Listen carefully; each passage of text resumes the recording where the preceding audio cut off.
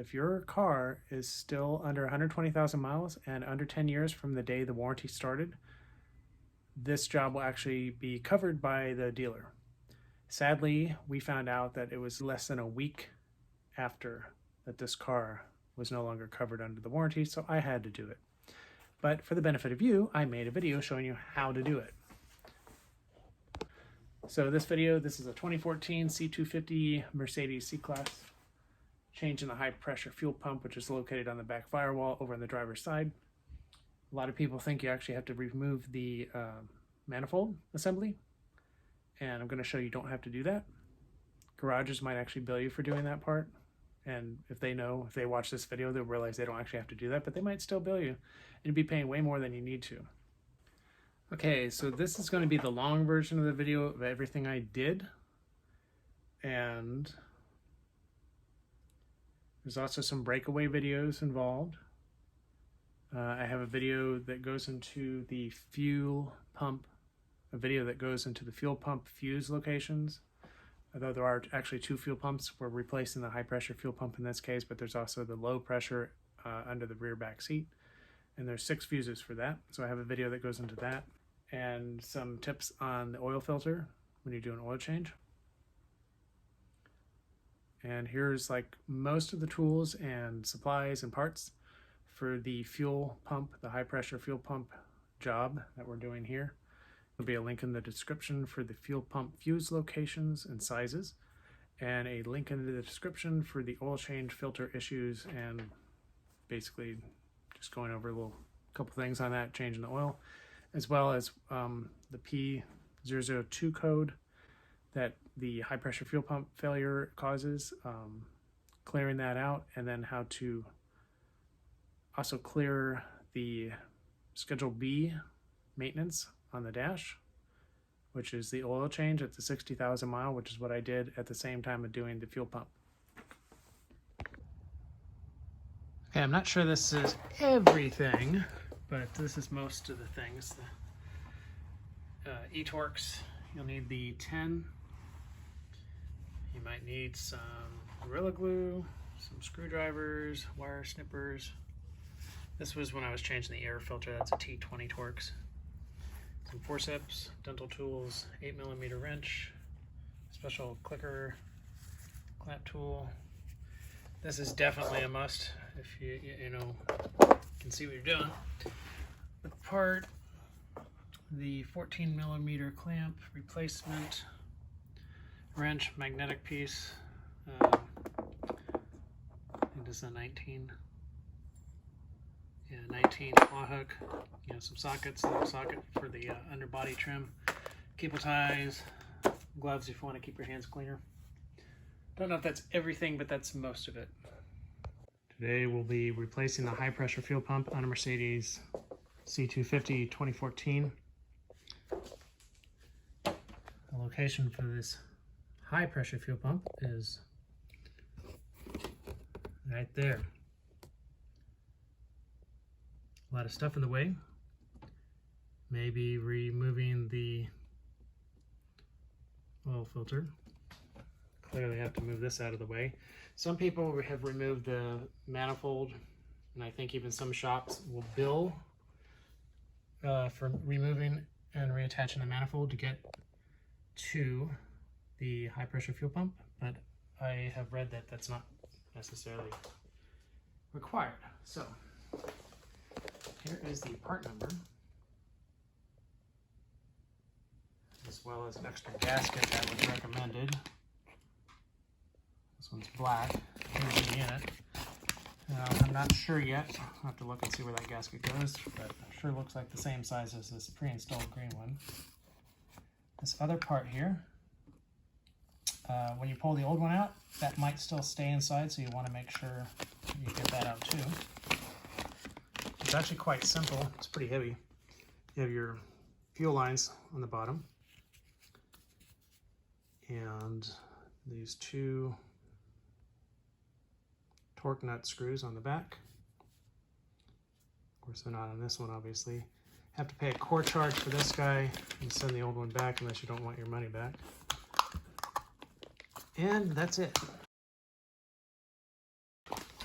be removing the fuel pump fuse and disconnecting the battery before I start ripping stuff apart. So I am just going to pull number 6 fuse here. It's a red 10 amp fuse. It's one of the 6 fuel pump fuses. The negative one is on the outside or left side, as you can see there. Positive side. I'm just going to loosen that and pull that off. It's a 10 millimeter nut, and because this wants to keep going back over that, I'm going to make sure, put a rag in between to make sure that the connector doesn't touch the battery while I'm working on the car.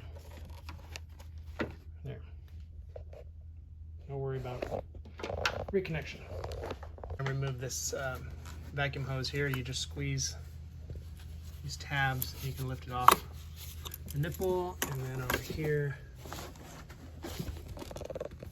you have a clasp holding it in there. Just kind of pop that out so I can move it out of the way. Okay, so that'll be nice and out of the way. And next I'm going to start removing the airbox and the computer that's underneath. So just push down on the tab here to get the front of that off. Loosen that. Okay, you may not feel like you need to separate all these pieces and just take it out as a whole, but I'm going to show you individually. So after removing, pushing off the tab there, just pull it out like that. And the computer has a clip on the front and the back. You press those to pop it off the holders, and you pull. There's one clip, and on the back, you pinch it, and pull it. So it's a little stiffer.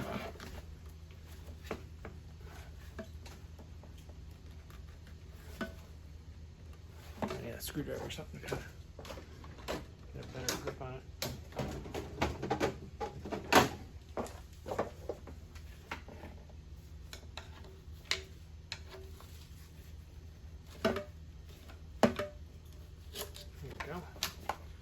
There's your computer.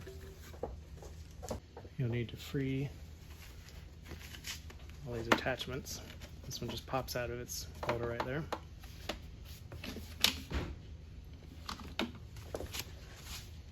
Next, you want to remove these 2 connectors. The big one, you just press the tab a little bit with your thumb. The little one, the little white tab, you need to pry the tab up with like a slotted screwdriver, and then it'll pull right off.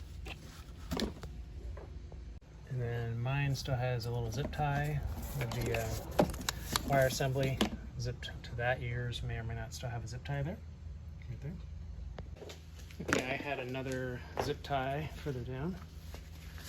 Holding on to this guy, you just pull this up. Kind of give it a tug like that on the front and back.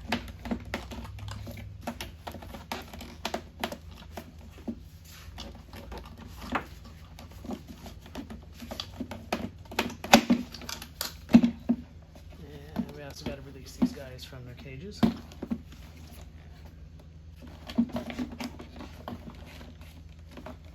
to remove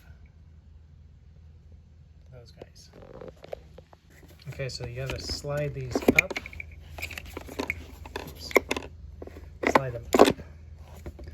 And a little groove there.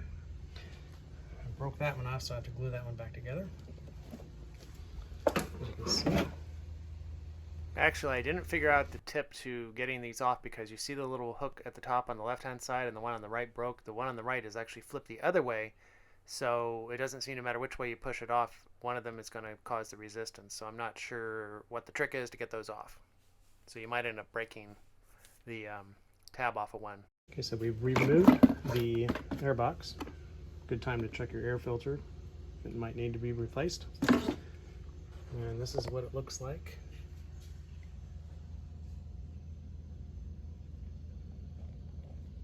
And you can see the 2 fuel lines.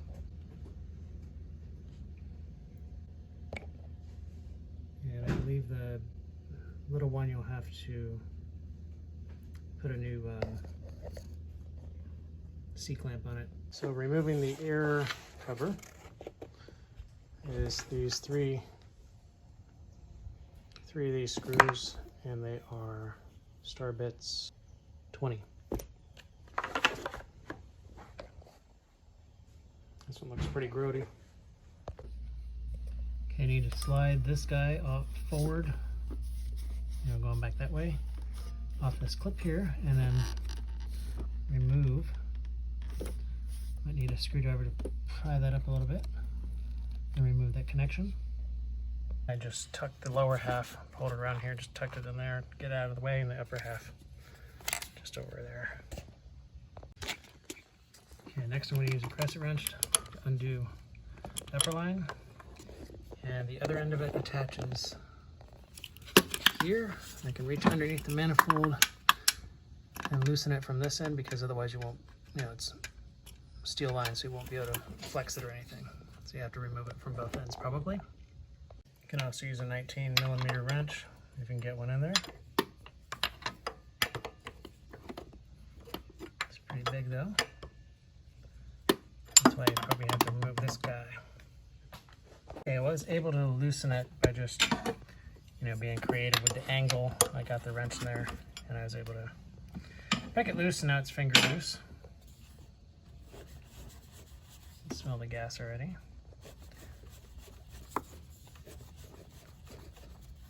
Let's see, probably, I don't think it, no, actually, did it clear it, or is there an inside part there?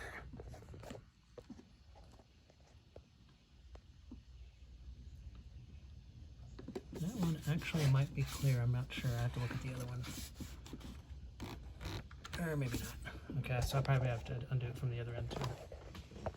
Then again, because the pump itself has to go back, it might just clear the lower nozzle, and I won't have to do anything with that. Yep, since it's time to do an oil change anyway as well, I am going to pull the filter out, because that'll give me more clearance to reach the lines. So I'm going to take a break and do the oil change first. Okay, so I'm doing an oil change too. So I removed the oil filter and the cap. So to keep things from falling in there, I'm going to stuff a paper towel in there and some aluminum foil over the top, just to be extra safe, because I know sometimes you'll hit it and the aluminum foil will come off, and then the paper towel is a backup in case something were to try and fall in there, like a nut or a screw.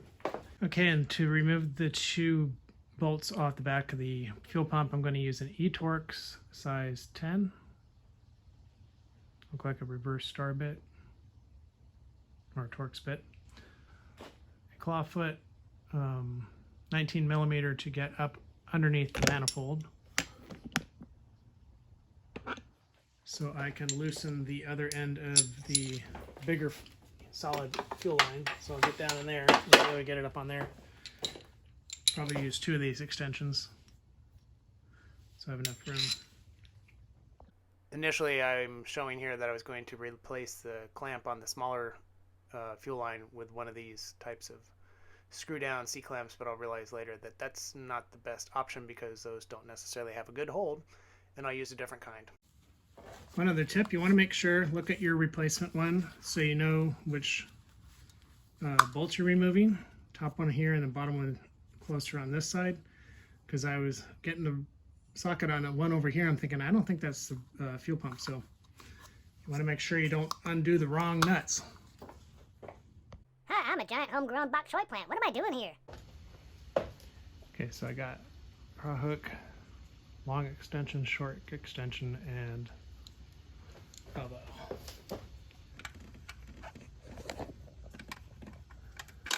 Set that there, and then so you got the bottom of the car in the way here, so let's see if I can.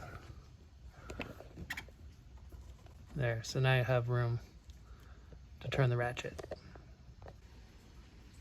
Okay, so this stupid thing dropped and got stuck under the pan, so 4 8mm nuts to drop this, because it's sitting there where I couldn't even get it with a magnetic stick. So if you accidentally have yours come apart and you're searching for it because it's somewhere in there, just take the thing down so you can get at it really easily and not waste your time trying to dig for it the hard way. Part of the problem is the crowfoot didn't stay on the end of the socket extension very well, so I used some tape to build up the tension so it wouldn't come off so easily. Okay, so after I got it a little bit loose, I can finger. It's hard to do it when I'm trying to videotape this for you, but just wanted to show you. And I'm reaching down from under here. So if you have a really big arm, this might be hard to do. Find somebody with a skinnier arm and more flexible.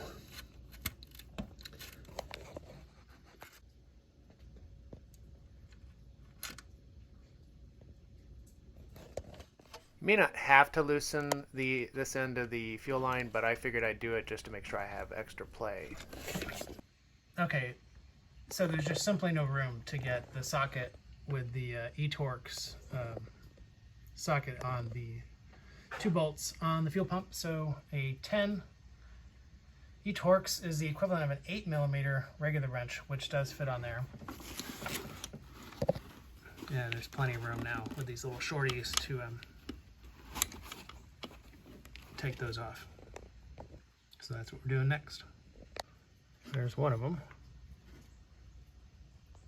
2 things is when I pull the old one out, I want to pay attention to the alignment, and also if there's another gasket, I'm going to hold the camera in there.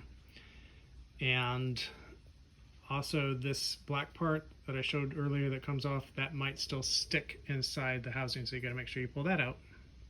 There's also, to the right of the round part there, there's another electronic connection you need to remove before you can pull the fuel pump out.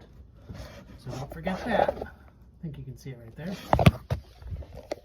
Okay, also this bracket that goes up here, this one is actually going, oops. I think I have to take both of these off. This one here is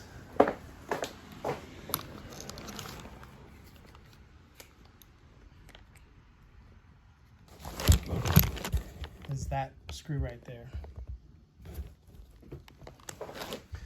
But I think both of them need to come off because that bracket will just be in the way. Okay, so both of these eTorx 10s, they're the same length, just in case you got them mixed up. Okay, so as expected, I still haven't removed the electrical connector. I thought once I get the fuel pump off a little ways, I'll be able to reach the connector on the back side there. Second, as expected, the other part did not come off with it. I also want to make sure I pay attention to the alignment and compare it to the new one, so when I put the new one in, it should slide right in without any issues. And I still need to remove the, carefully remove the soft fuel line coupling there, and then slip on a new C-clamp as a replacement. Okay, I didn't realize that there's like that extra extension thing I'd already taken off earlier. So this makes things easier. Oops. I had it tucked up here.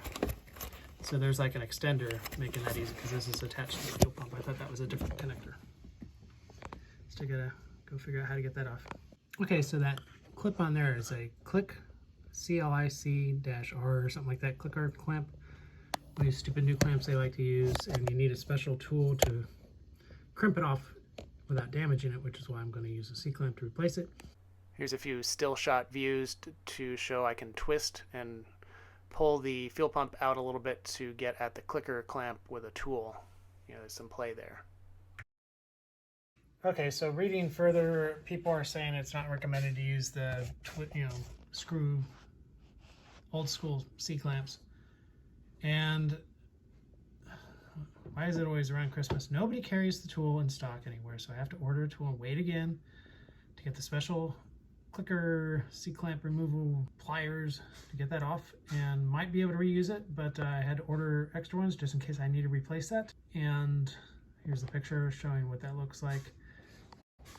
I don't know why people think you have to take the manifold off. I think I'm going to still be able to reach this because I have the fuel pump out and you can twist it and turn it, you know, and get your pliers down on there. So, whatever, people. Alright, so changing the air filter. Here's a official Mercedes-Benz one.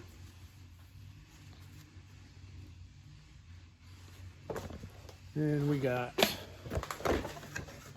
Pico guard.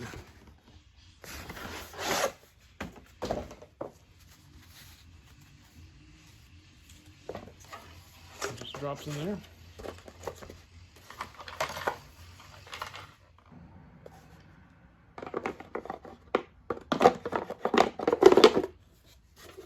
And you just screw that one, and that one.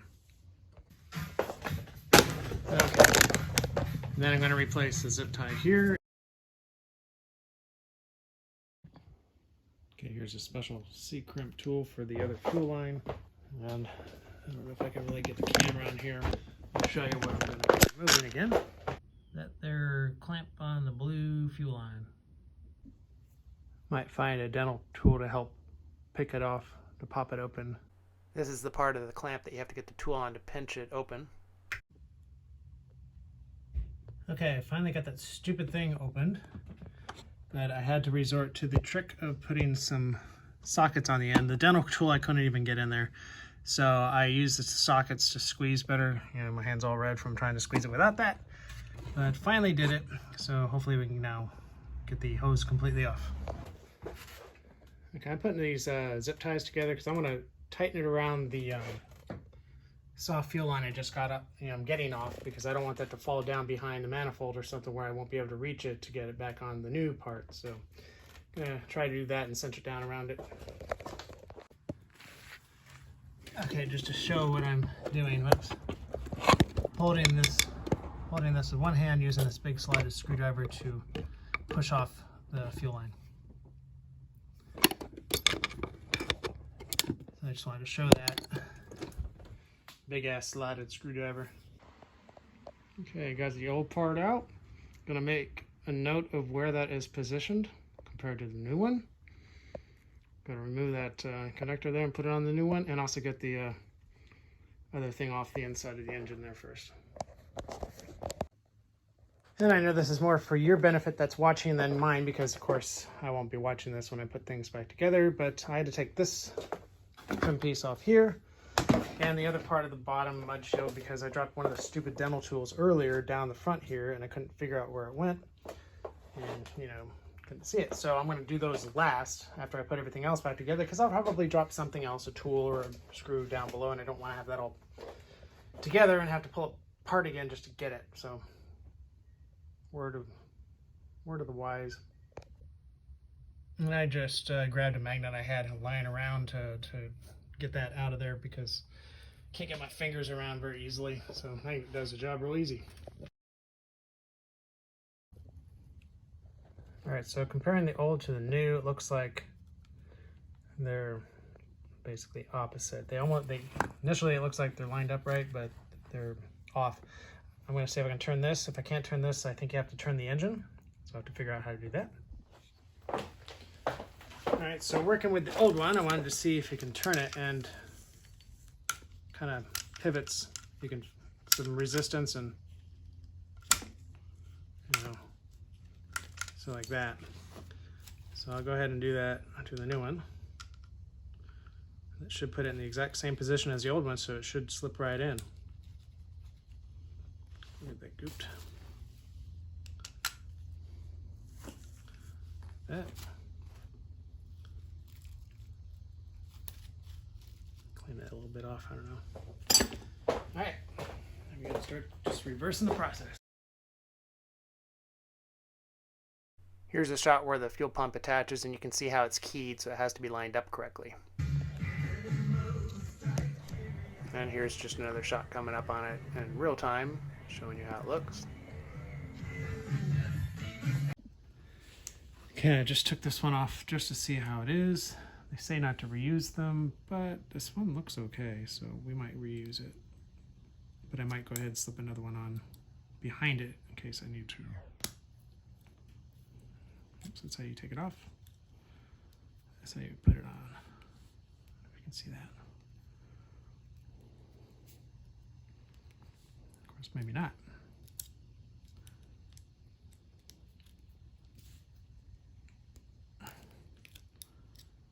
Anyway, this is the replacement kind that I got. Tab fits in that end. Gotta open it up a little further. See how it opens. This is a 12 millimeter, I think. The next size up would be 14, so I'm going to see just if this one fits. Now, the original is definitely a 14, and you can see they actually print the number on there, so it's a 14. Compare them side by side. Again, I haven't decided if I'm going to reuse the original, because I'm going to see if I can reclamp it here before I try and do it on the car, because if I can't, that's just going to be really annoying. So that's the position to take it off, so it's supposed to reverse to put it on.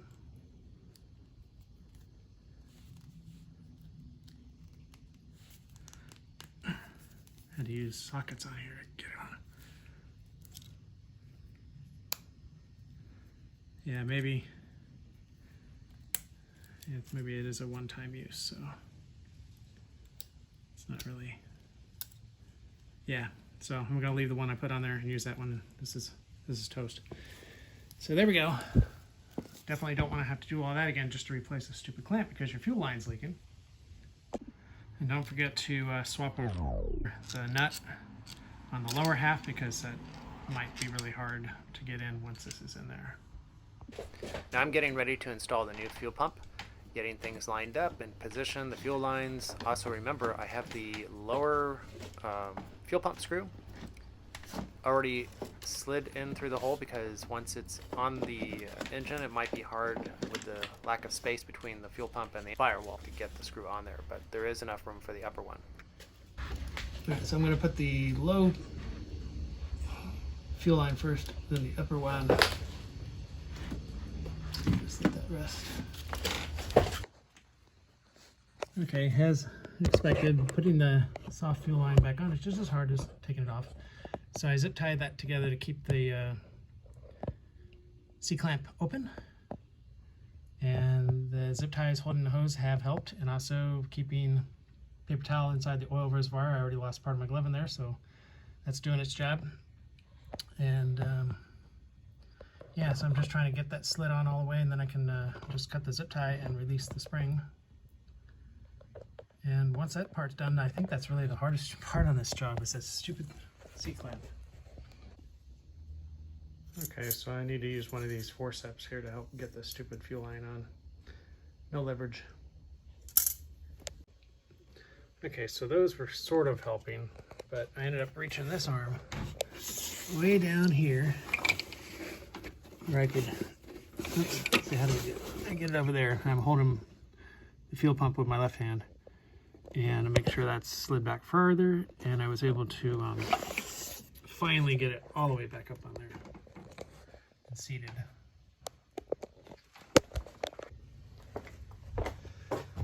Okay, so I slid the C-clamp all the way on with these, and then I clipped the zip tie, holding them together with that. I'm gonna get rid of that other zip tie. Put the electrical connector that goes on the back over there. The metal fuel line screwed on there and on the other end. That little clamp there. And we'll go from there. Oh yeah, and of course, put the thing back on and screw it in. Definitely save you trouble with having to constantly reattach the crowfoot. And spin that on with your fingers. Oops. Spin that on with your fingers as far as you can. So you don't have to turn it so much with the crowfoot. Anyway, I got that most of the way on. I just wanted to point that out. Get the other end on. Okay, so the fuel lines are tied back down, and this clamp here is on. So this wire slides on there. And we'll just start putting more stuff back on. Get it all back together, and of course we want to check for fuel leaks before we assume it's all good. Okay, so the clip here, or the wire connection here, I tucked it over here. It's the yellow one, the little white tab. So just get that back in there. I also got to remember to refill the oil since I'm doing an oil change here. Don't want to try and start the car without the oil. Okay. It's in there. Lock down. Yep. Okay. Airbox next, or maybe I'll put the new oil filter back in. I already put this vacuum line back on. Okay, so best to clip the computer back in with the side taps before you put the connectors back on. It's easier that way rather than trying to put the connectors on and getting it in there. And then you put the rear connector on first and lock it in all the way. See, lock it in all the way. Then you can put the front connector on. Clap that down. Okay, I've reattached the splash shields, got all the screws back in. Got the air filter attachments all together. This is back down. Got to reconnect the battery. I've replaced the fuse. Just finishing up the oil. Put the cover plate back on. Thank you for watching this long version. I did this for people who have never done this before and want to see every little bit on what to do on this car, and that you don't have to take the manifold off. I might go ahead and do a re-edit and also upload a short version that just has the meat of what you need to know to do this job. And the only other thing I had to do was tighten down the stainless steel fuel line because I thought I could smell a little gas, and it seemed like I didn't tighten enough because I don't know the torque specs on that. So I just cinched it down a little bit more. Took it for the test drive. It was fine, and it's been great ever since. So the only other things is, since I did an oil change, I needed to clear the computer code for that, and also cleared out the P0002 code. So thanks for watching. Like, share, subscribe if you want. If you get something from one of the Amazon links in my description below, that'll help my channel out as well. And yeah, see you next time.